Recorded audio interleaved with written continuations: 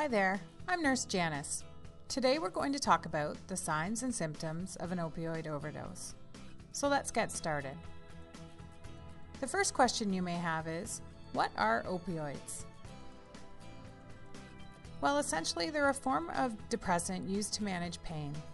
They slow down brain activity and the central nervous system.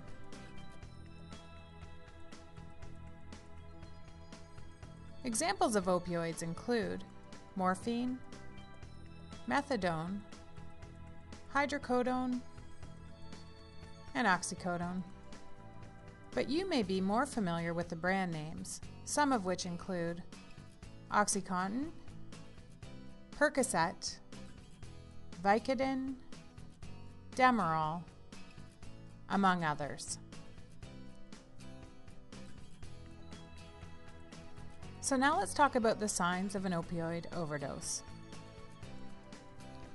First thing you may notice is that the person's having trouble breathing or they're not breathing at all. You may notice that they're not moving and that their body is limp. Lips and nail beds may be blue.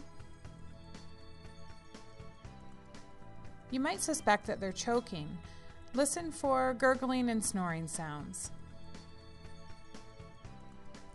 Essentially, the person can't be woken up, and they may feel cold and clammy to the touch.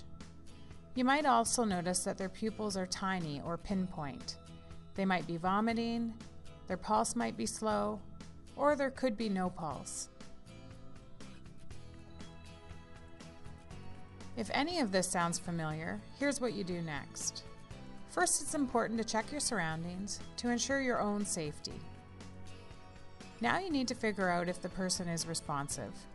Try shouting their name, making loud noises, shaking them at the shoulders, or even squeezing their fingernails. If they do respond, stay with them. You can put them in recovery position, but keep an eye on them because they still may be at risk of an overdose.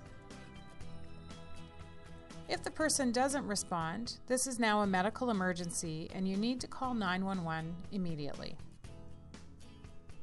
When you're on the phone with the dispatcher, let them know that the person is not responding. Give as much detail as possible, including that you suspect a possible opioid overdose. Try to provide clear information about where you are in the building, and if possible, send someone to meet the paramedics and lead them to you. This is now the time when you could give naloxone if it's available. If the first dose doesn't work, repeat after 3 to 5 minutes. Stay with the person until paramedics arrive and keep them in the recovery position. And now you know the signs and symptoms of an opioid overdose and what to do.